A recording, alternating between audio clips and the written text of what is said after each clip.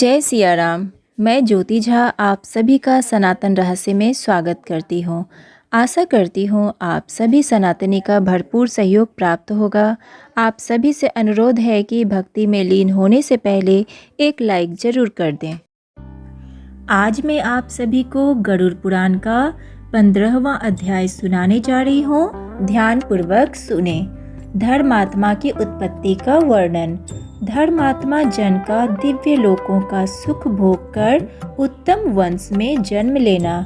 शरीर के व्यावहारिक तथा पारमार्थिक दो रूपों का वर्णन और जपाजप की विधि। भगवत प्राप्ति के साधनों में भक्ति योग की प्रधानता। गरुड़ बोले, हे भगवान, धर्मात्मा को स्वर्ग गति से भोग विमल कुल में जन्म लेता है, इसलिए माता के उदर से उसकी उत्पत्ति मुझे बताइए। पुण्यात्मा व्यक्ति इस शरीर में जैसा सोचता है वैसा ही सुनने की इच्छा करता है। श्री भगवान ने बताया, हे गरुड़, तुमने सही पूछा है। मैं तुम्हें परम गोपनीय बात बताता हूँ, जिसे जानकर मनुष्य सर्वज्ञ बन जाता है। मैं प्रथम तुम्हें शरीर के पारमार्थिक स्वरूप के बारे में बताता हूँ, जो ब्रह्मांड के गुणों से संपन्न है और योगियों के द्वारा धारण करने के योग्य है। इस पारमार्थिक शरीर में जिस प्रकार योगी जन षट चक्र का चिंतन करते हैं और ब्रह्मरंध्र में सच्चिदानंद स्वरूप ब्रह्म का जिस प्रकार ध्यान करते हैं, वह सब मैं तुम्हें बताता हूँ। जैसे पवित्र श्रीमान के घर में पुण्यात्मा जन्म लेता है, वैसे माता पिता के गुण बताता हूँ। ऋतु काल में 4 दिन तक स्त्री के पास ना जाएं। इंद्रिय से प्राप्त पाप जब तक शरीर में रहे तब तक उसको ना देखें। चौथे दिन स्त्रियां स्नान कर शुद्ध हो जाती हैं और 7 दिन में पितृदेव तथा व्रतार्चन करने योग्य होती हैं। 7 दिन के बीच में जो गर्भाधान होता है वह अच्छा नहीं होता। प्रायः 8 रात्रि के बाद अच्छी संतान की उत्पत्ति होती है।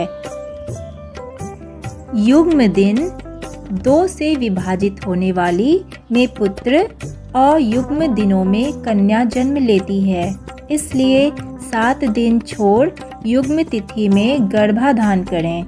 16 रात्रि तक स्त्रियों का सामान्यतः ऋतुकाल रहता है। उसमें भी जो 14वीं रात्रि में गर्भाधान होता है वह गुणवान, भाग्यवान, धर्मज्ञ, सुबुद्धिमान, सुपुत्र होता है। वह रात्रि अभागे पुरुषों को कभी नहीं मिलती। कड़वी, खाड़ी, तीखी, उष्ण वस्तु का त्याग कर 5 दिन तक स्त्रियों को मधुर भोजन करना चाहिए। तब स्त्री का गर्भाशय औषधि का पात्र हो जाता है और उसमें संस्थापित बीज अमृत की भांति सुरक्षित रहता है। उस औषधि क्षेत्र में गर्भाधान करने वाला स्वामी अच्छे फल, स्वस्थ संतान को प्राप्त करता है। तांबुल खाकर, पुष्प और चंदन से युक्त होकर तथा पवित्र वस्त्र पहनकर मन में धार्मिक भावना भरकर पुरुष को सुंदर शैया पर संभोग करना चाहिए। गर्भाधान के समय व्यक्ति की मनोवृत्ति जिस प्रकार की होगी, उसी प्रकार के स्वभाव वाला जीव गर्भ में प्रविष्ट होता है। बीज का स्वरूप धारण करके चैत्यांश व्यक्ति के शुक्राणु में स्थित रहता है। व्यक्ति की काम वासना, चित्त वृत्ति तथा शुक्राणु जब एकत्व को प्राप्त करते हैं, तब स्त्री के गर्भाशय में पुरुष द्रवित होता है। स्त्री के गर्भाशय में शुक्राणु और शोणित के संयोग से पिंड की उत्पत्ति होती है। गर्भ में आने वाला पुण्य पुत्र परमानंद को देने वाला होता है। उस पुत्र के सब पुंसवनादि संस्कार होते हैं, उच्च ग्रह होते हैं, तब पुण्यात्मा जन्म प्राप्त करता है। उसके जन्म समय पिता ब्राह्मण को धन देता है। विद्या विनय संपन्न हो वह पिता के घर में बढ़ता है और पुरुषों के सत्संग से सब विद्याओं को पढ़ जाता है। पूर्व जन्म के जप तीर्थ तथा पुण्य उदर से युवावस्था में सुंदर स्त्री धन और दान वाला होता है। वृद्धावस्था में आत्मा अनात्मा का विचार कर अध्यारोप अपवाद द्वारा ब्रह्म चिंतन करता है। आत्मा ईश्वर, अनात्मा देहादि, अनात्मा पृथ्व्यादि में ब्रह्म का अनव्य होता है। इसके विषय में बोध के लिए मैं पृथ्वी व्याधि का गुण तुमसे कहता हूँ। पृथ्वी जल तेज वायु आकाश ये स्थूल भूत देह के कारण है। इनमें निमित्त यह शरीर है। हे गरुड़, त्वचा अस्थि नाड़ी रोम मांस ये 5 गुण मैंने तुमको भूमि का गुण कहा। लाड़ मूत्र वीर्य मज्जा रुधिर से जल का गुण कहा। अब तेज के भी गुण सुनो। हे गरुड़, क्षुधा तृषा आलस्य निद्रा कांति ये 5 गुण तेज के योगियों ने कहे हैं। सिकुड़ना दौड़ना लांघना फैलाना तथा चेष्टा करना ये 5 गुण वायु के कहे गए हैं। घोष शब्द छिद्र गांभीर्य श्रवण और सर्व संश्रय समस्त तत्वों को आश्रय प्रदान करना ये 5 गुण तुम्हें प्रयत्न पूर्वक आकाश के जानने चाहिए। पूर्व जन्म के कर्मों से अधिवासित मन बुद्धि अहंकार और चित्त यह अंतःकरण चतुष्टय कहा जाता है। कान त्वक जीभ नेत्र नासिका ये 5 ज्ञानेंद्रियां हैं तथा वाक हाथ पैर गुदा और उदस्थ ये कामेंद्रियां हैं। दिशा वायु सूर्य प्रचेता और अश्विनी कुमार ये ज्ञानेंद्रियों के तथा वही इंद्र विष्णु मित्र तथा प्रजापति ये कामेंद्रियों के देवता कहे गए हैं।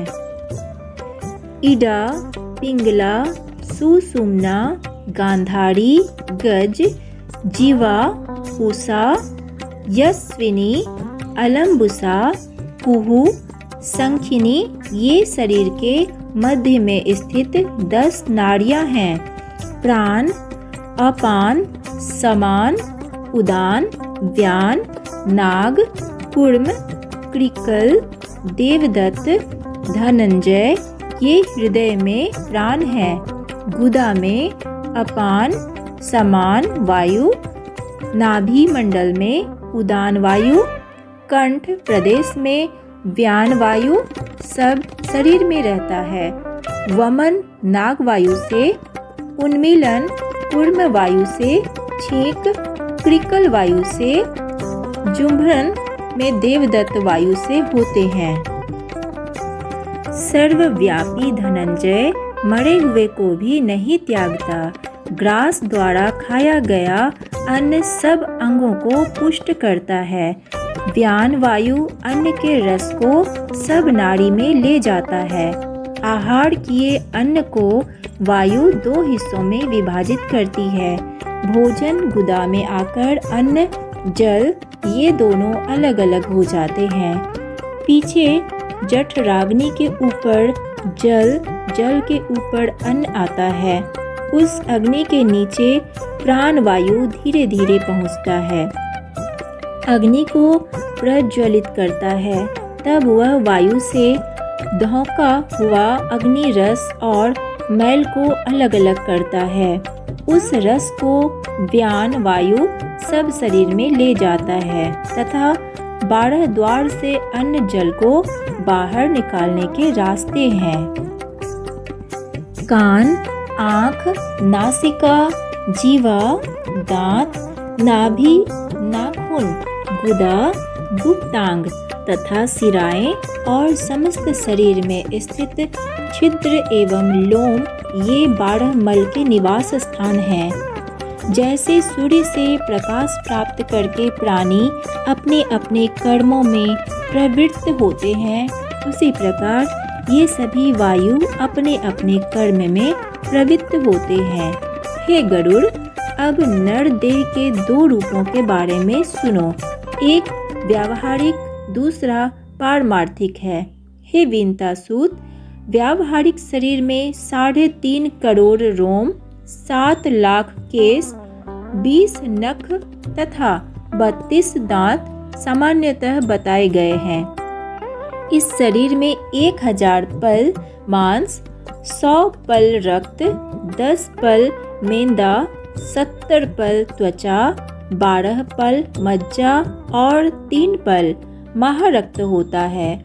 पुरुष के शरीर में 2 कुडव, 10 मासा का 1 कुडव शुक्र और स्त्री के शरीर में 1 कुडव रज होता है। समस्त शरीर में 360 हड्डियां कही गई है। शरीर में स्थूल और सूक्ष्म रूप से करोड़ों नाड़ियां हैं। इसमें 50 पल पित्त और उसका आधा अर्थात 25 पल श्लेष्मा कफ बताया गया है। निरंतर उत्पन्न होने वाले मल मूत्र की गिनती नहीं है। इस गुण वाले शरीर का नाम व्यावहारिक है। पारमार्थिक शरीर में 14 भुवन, 7 पर्वत, 7 द्वीप, 7 सागर, सूर्य आदि नवग्रह हैं। पारमार्थिक शरीर में 6 चक्र होते हैं। जो ब्रह्मांड में गुण प्राप्त होते हैं वे इसमें भी होते हैं। उन्हीं के गुणों को तुमसे कहता हूँ, जो योगियों की धारणा के स्थान हैं, जिनकी भावना से जीव विराट रूप में लीन हो जाता है। पैर के नीचे तल लोक, पैर के ऊपर वितल लोक, घुटनों में सुतल लोक, जंघा में महातल लोक, जंघा की जड़ में तलातल लोक, गुहा देश में रसातल लोक, कमर में पाताल लोक, नाभि के बीच में भूलोक, पेट में भूवर लोक, हृदय में स्वरलोक, गले में महरलोक, मुंह में जनलोक, ललाट में तपलोक, ब्रह्मरंध्र में सत्यलोक। इस प्रकार 14 भुवन हैं। त्रिकोण के मध्य में मेरु, अधः कोण में मंदर, दाहिने कोण में कैलाश, वाम कोण में हिमाचल, ऊर्ध्व रेखा में निषद, दाहिनी ओर की रेखा में गंध मादन तथा बाईं ओर की रेखा में रमनाचल नामक पर्वत स्थित है। ये 7 कुल पर्वत इस परमार्थिक शरीर में है। अस्थि में जम्मू द्वीप, मज्जा में शाक द्वीप, मांस में कुश द्वीप, सिराओं में कौंच द्वीप, त्वचा में सालमली द्वीप, रोम समूह में गोमेद द्वीप और नख में पुष्कर द्वीप की स्थिति जाननी चाहिए। तत्पश्चात सागरों की स्थिति इस प्रकार है। पेशाब में खारा सागर, दूध में क्षीर सागर, कफ में मदिरा सागर, मज्जा में घृत सागर, रस में रस का सागर, खून में दही का सागर। हे गरुड़, कंठ के अंतर्गत लंबिका में सुस्वादु जल का सागर है। नाद चक्र में सूर्य, बिंदु चक्र में चंद्रमा, नेत्रों में मंगल, हृदय में बुध, ब्रह्मांड में बृहस्पति, वीर्य में शुक्र, नाभि में शनि, मुंह में राहु, वायु में केतु आदि नवग्रह हमारे शरीर में स्थित हैं। इस प्रकार सर्वात्मक स्वरूप द्वारा अपने शरीर का चिंतन करें। प्रतिदिन प्रातः समय पद्मासन लगाकर स्थित होकर षट चक्र का चिंतन और जपा क्रम से करें। मुनियों को मोक्ष देने वाली और जपा नाम गायत्री है। इसके संकल्प से मनुष्य सब पापों से मुक्त हो जाता है। हे गरुड़, सुनो, और जपा का उत्तम क्रम मैं बताता हूँ, जिसको हमेशा करने से अपने जीव भाव को जीव त्याग देता है। मूलाधार, स्वाधिष्ठान, मणिपूरक, अनाहत, विशुद्ध और आज्ञा, ये षट चक्र कहे गए हैं। मूलाधार में, शीर्षन स्थान में, नाभि में, हृदय में, कंठ में, भौहों के बीच में, ब्रह्मरंध्र में षट चक्रों का चिंतन करते हैं। मूलाधार षट चक्रों के चिंतन का स्वरूप कहते हैं।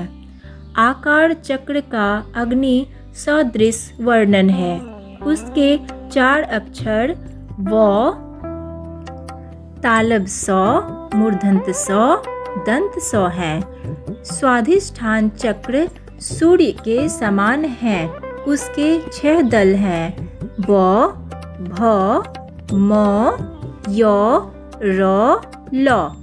मणिपूरक चक्र रक्त वर्ण है।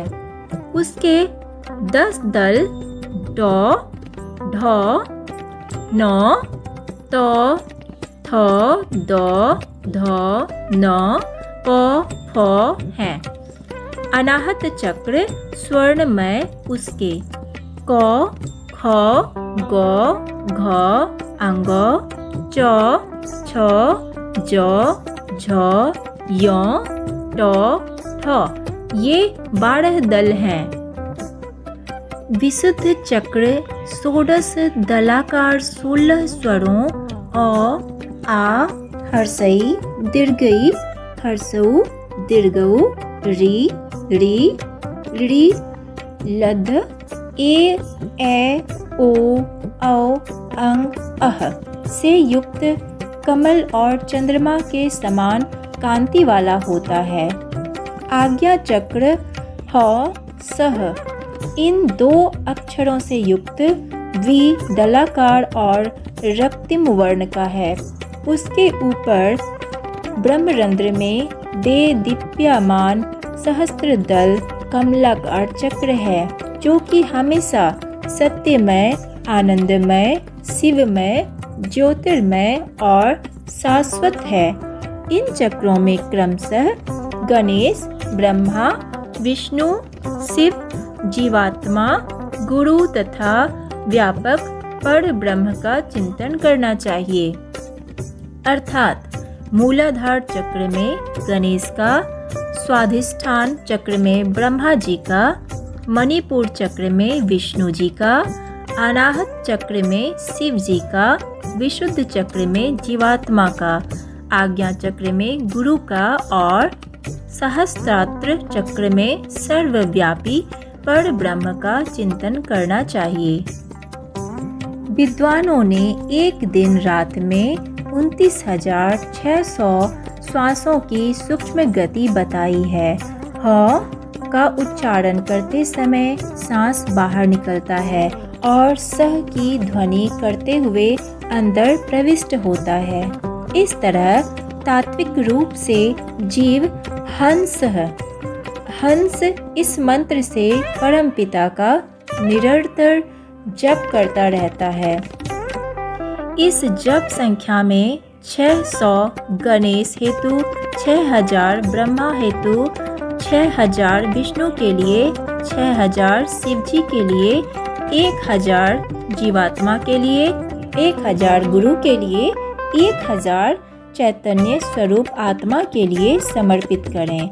इन 60 चक्रों में स्थित ब्रह्म अंश स्वरूप संप्रदाय के ज्ञाता अरुण आदि ऋषि श्री गणेश आदि देवताओं की उपासना करते हैं। शुक्रदेव आदि मुनि अपने शिष्यों को उपदेश करते हैं। इसलिए बड़ों की प्रवृत्ति का ध्यान कर बुद्धिमान को उचित है कि 60 चक्र का ध्यान करें। एकाग्र मन से सब चक्रों में मानसिक पूजन, तदंतर गुरु के आदेश से और जपा नाम वाली गायत्री का जप करें। मानसिक पूजा में ब्रह्मरंध्र में नीचे मुख वाले 1000 कमल का दल है। उस कमल पर एक हंस है।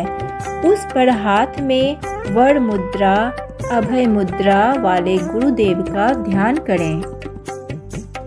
गुरु चरणों से निकली हुई अमृतमयी धारा से अपने शरीर को प्रक्षालित होता हुआ सचिंतन करें। फिर पंचोपचार से पूजा करके स्तुति पूर्वक प्रणाम करना चाहिए। तदंतर कुंडलिनी का ध्यान करना चाहिए, जो 6 चक्रों में 3.5 वलय में स्थित है और आरोह तथा अवरोह के रूप में 6 चक्र में संचरण करती है। तदंतर ब्रह्मरंध्र से बहिर्गत सुषुम्ना नामक धाम प्रकाश मार्ग का ध्यान करना चाहिए। उस मार्ग से लाने वाले व्यक्ति विष्णु के परम पद को प्राप्त करते हैं। इसके बाद में ब्रह्म मुहूर्त सूर्योदय से 4 घड़ी लगभग 1.5 घंटे पूर्व का समय ब्रह्म मुहूर्त कहलाता है। में मेरे द्वारा चिंतित आनंद स्वरूप स्वप्रकाश सनातन रूप का हमेशा ध्यान करना चाहिए। इस प्रकार गुरु के उपदेश से मन को निश्चल बनाएं। अपने प्रयत्न से ऐसा नहीं करें, क्योंकि गुरु के उपदेश के बिना साधक का पतन हो सकता है। इस प्रकार मानस पूजन कर यथोपलब्ध उपचार से श्री हरि का पूजन करें। देहाभिमानी प्राणियों का अंतर्मुखी प्रवेश नहीं होता, अतः उन लोगों को जो बड़ी सरल तथा मोक्ष को देने वाली मेरी भक्ति है उसे करनी चाहिए। यद्यपि तप योग आदि उपायों द्वारा मोक्ष मिलता है, फिर भी सांसारिक जीवों के लिए मेरी सर्वश्रेष्ठ भक्ति का मार्ग है। ब्रह्मा आदि सर्वज्ञों ने वेद और शास्त्र का 3 बार मनन कर भक्ति मार्ग का ही निश्चय किया है। यज्ञ आदि सद्धर्म से मन निर्मल होता है, फिर भी मेरी भक्ति फल को देने वाली है, जिसको प्राप्त कर पुनर्जन्म क्लेश से मुक्त हो जाते हैं। हे गरुड़, इस प्रकार पुण्यात्मा प्राणी आचरण कर मेरी भक्ति के संयोग से सनातन मोक्ष को प्राप्त करते हैं। यहाँ पर आपका 15वां अध्याय समाप्त होता है। अगर आपको मेरी वीडियो थोड़ी भी हेल्पफुल लगी हो तो वीडियो को लाइक करें और चैनल को सब्सक्राइब ज़रूर करें।